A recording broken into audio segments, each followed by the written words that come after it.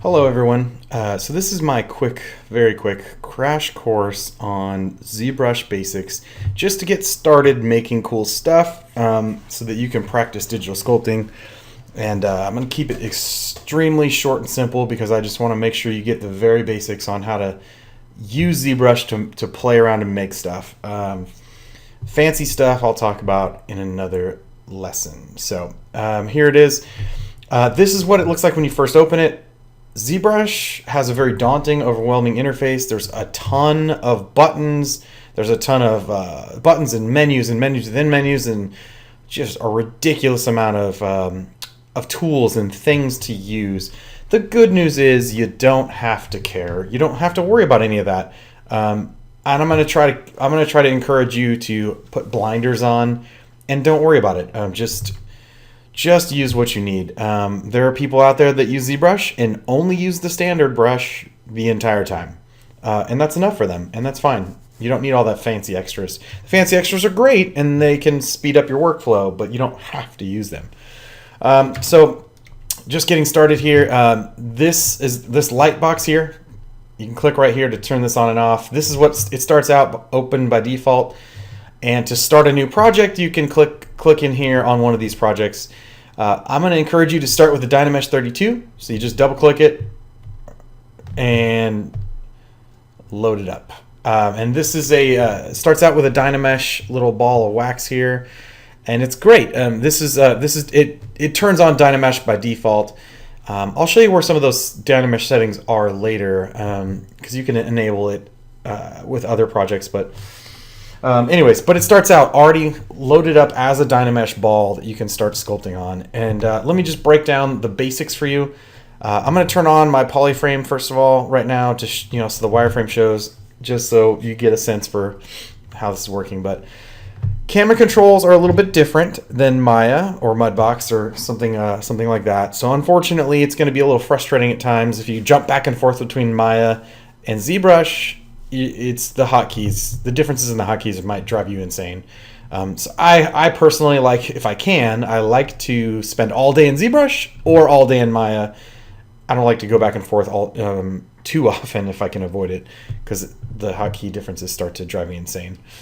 But anyways, so hotkeys. Now, when it comes to camera controls, again, camera controls are critical for any 3D program. In ZBrush, it's less about the keyboard and more about where is your cursor. So if you look, if my cursor is away from the model, if it's outside the model, it looks like a little turny arrow, which obviously looks like it rotates.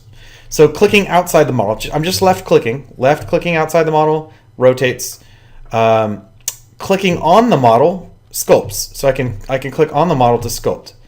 Off the model rotates, on the model sculpts.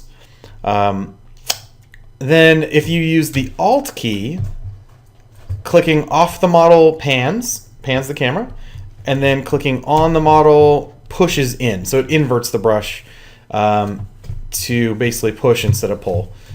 So clicking on the model, Alt clicking on the model. So clicking on the model, Alt clicking on the model. And then again, Alt clicking out here, pans, left click rotates without Alt key. So those are the hotkeys for the very basics of the camera. As far as zooming goes, you can there's a couple ways to do it, and the easiest way that I found is Control right click.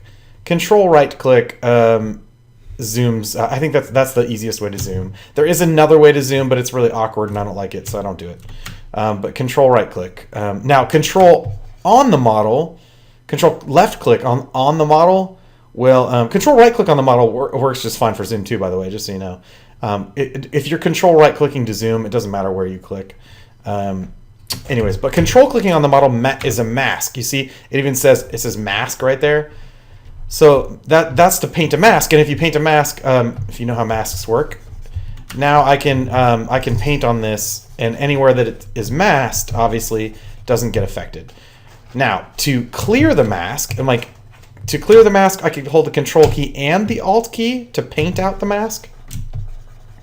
So I can hold the Control and Alt key to paint out the mask, paint away the mask.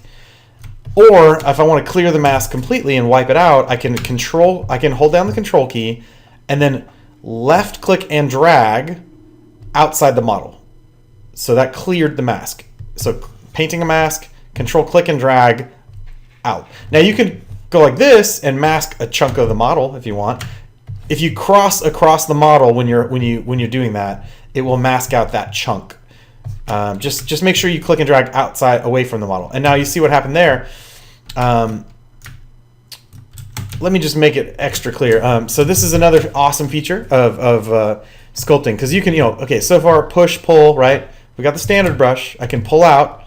I can push in just by holding the Alt key. The other hotkey for sculpting is Shift key to smooth. So Shift key smooths. I can push in, pull out, and push in, pull out, and then navigating around with my typical camera hotkeys, pull out. So you can do all kinds of stuff just by doing that. Like literally just keep pushing, pulling, smoothing, pushing, pulling, smoothing, and you could just keep doing that and block in an entire character, creature, whatever. And if you keep going, you start to see, you get to a point where the geometry starts to look all retarded.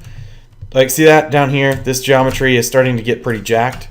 And here, this is the power of Dynamesh. This is why we used Zbrush to do some very organic, intuitive sculpting.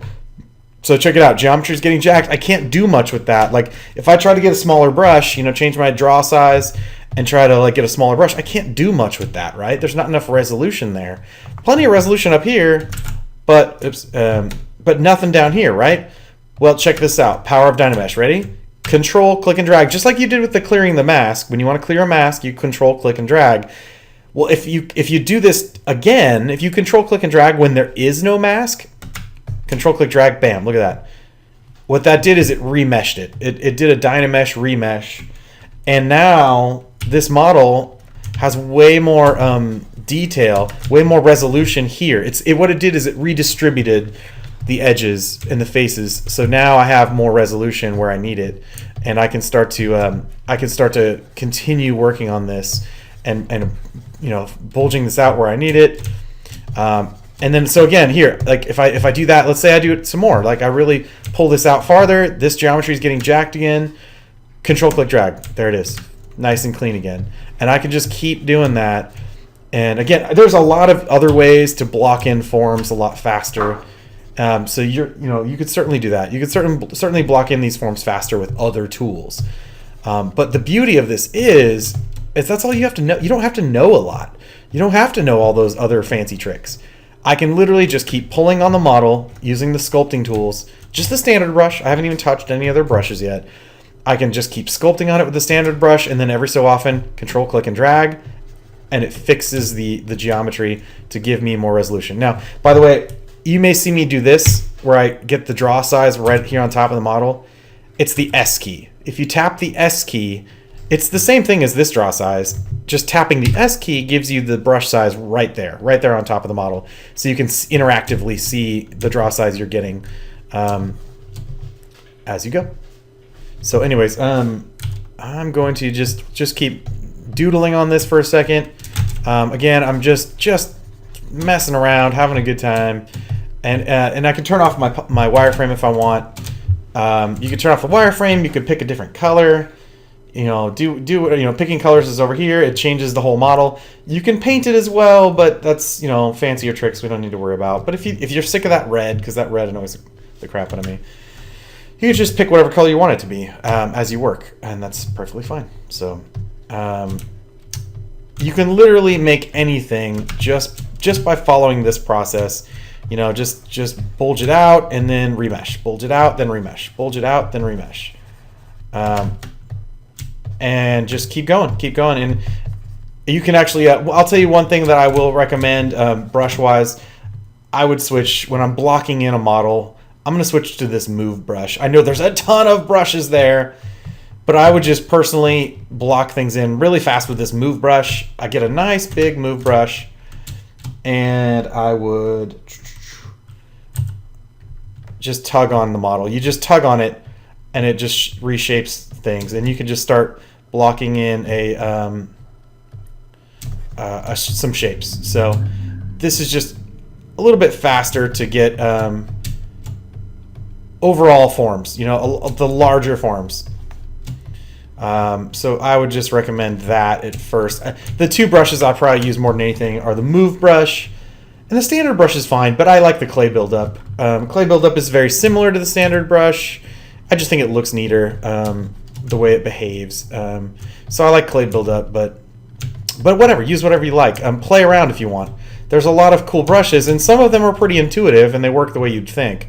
Others, not so much. It just depends on what you want to do, and if you want to experiment a bit with different brushes. I still occasionally randomly experiment with brushes because I'm like, hey, I wonder what that does. And that's half the fun. Half the fun is playing with the tools and seeing if there's something cool you can learn how to do that, either speeds you up or gives you the flexibility to make cooler, neater things. So you can literally just keep doing this and just carve into this and make it whatever you want.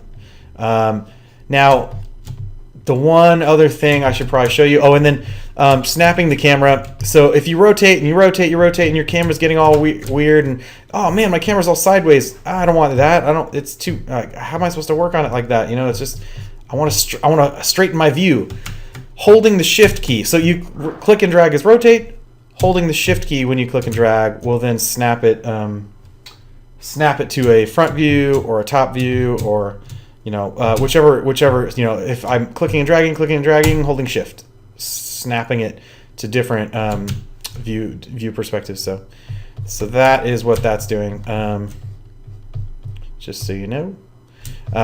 Shift key again to smooth.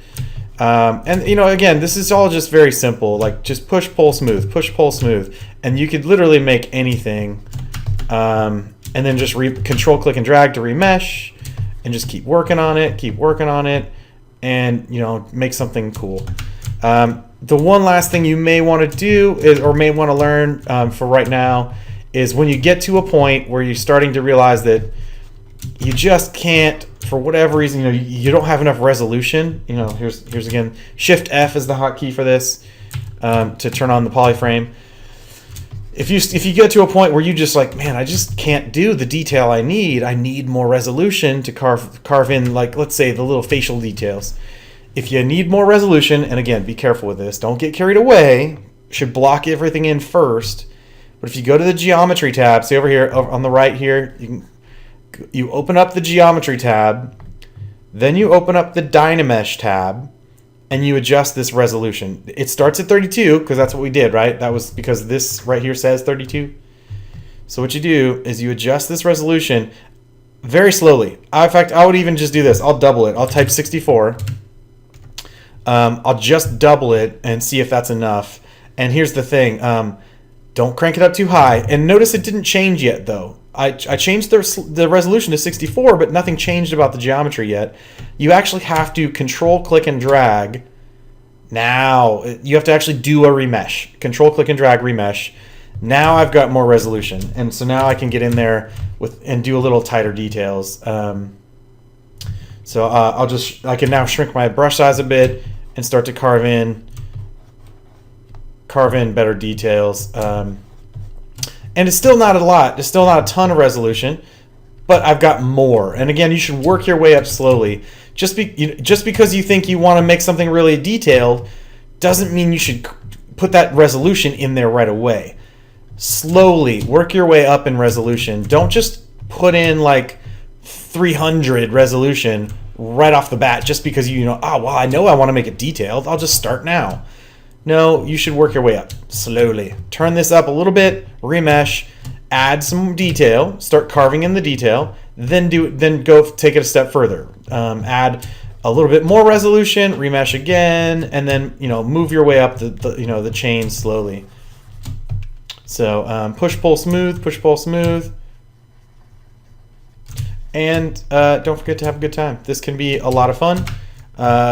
You can do all kinds of silly stuff, and I'm just doodling. This is nothing whatsoever. I'm just saying, have fun with it. Tug on the model, remesh. Sculpt on it, remesh. Control, click, and drag. You know what I'm saying? Okay, one more time. Alt and left click to pan. And again, off the model. By the way, this is why, let's say you zoom all the way in. You're like, oh man, I zoomed all the way in. How am I going to control the camera? There is no off the model. Just check it out. Right here, see if you mouse over to the right and left, outside this little gray box there, mousing out, that's why that little, I don't know, it's probably hard to see on the video, but if you actually look in your ZBrush screen, there's this like little gray thin line there. That's so that you can actually control the camera without having to, if you're zoomed all the way in, that's what that's for. Just so you have the ability to go outside the model, even if you're zoomed all the way in. Just so you know. So again, just be really careful with this Dynamesh resolution. Don't turn it up too fast. Just take your time. Sculpt, remesh, sculpt, remesh, and try to get as much out of each resolution as you can. Really rough. I mean, roughen the entire thing. Don't just if you're going to do more than just a head. If you're going to do an entire figure, then roughen the entire figure. Don't. So roughen the entire figure and block this in.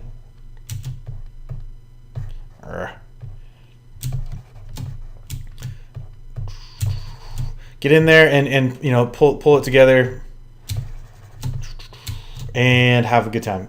But yeah, so again, ZBrush definitely more powerful than Mudbox in a lot of ways. It can accomplish more faster. It gives you more flexibility and the ability to make cool stuff. But it's just the interface that gets overwhelming and scary. But I've seen good artists. I've seen good artists literally within half an hour of learning this program. There's still a ton they don't know about it, but they've cranked out awesome stuff. And it's certainly possible, and that has more to do with art skills than it does with software. It's not the software you need to learn to get good at this. It's art skills, really. Composition, design, anatomy. Anyways, this is just stupid. This is a stupid doodle. I would probably do nothing with this. I'm talking too much. That's why it's too hard to do good artwork while you're talking. But in my next video, this again is just a crash course. Crash. Just stick with Dynamesh. Oh, by the way, make sure this Dynamesh stays lit up orange. If this is no longer lit up, then it is no longer Dynameshing, and control clicking and dragging won't do anything. So make sure that stays on. Be careful with that resolution. Don't turn it up too much too fast. I'm not going to talk about any of the rest of this yet. Yeah, so I guess that's it really. Just, S key changes draw size really easily. Z add and Z sub. Z add is pulling out. Z sub would push in. But that's just so that you don't, that's in case, you don't have the alt key. The alt key will do that for you. So like the alt key inverts it just like that. But yeah, that's it. All right, have a good time. If I think of anything else, I will do another video that I'll cover a little more in depth. And I will use some other fancier tools that I like to use. And I'll go over the animal because I know teaching in class, I teach, the first one is just doodling. The first class is just doodling. The second class, I get a little deeper into like anatomy and sculpture of creating an animal. And I will do that in the next video. So have fun. I can't think of anything else to say that is absolutely critical for this first class. Just get comfortable moving around. Don't forget about the shift key. Don't forget about the shift key to snap the view, because that's really helpful when you're trying to I need to look at them from the front. Okay, and then also don't forget about that move brush. Getting that move brush in there, you can really quickly change the shape of this. Changing a facial expression, a fat nose, a skinny nose, changing the brows. You know what I'm saying? This move brush is super handy. Go full on crazy cartoony style. That's a great way to really, really block in shapes super fast. And then just remesh, and then bam, just hold the shift key to smooth, remesh. All right. Okay, I guess I'm done talking for now. I'll see you in the next video.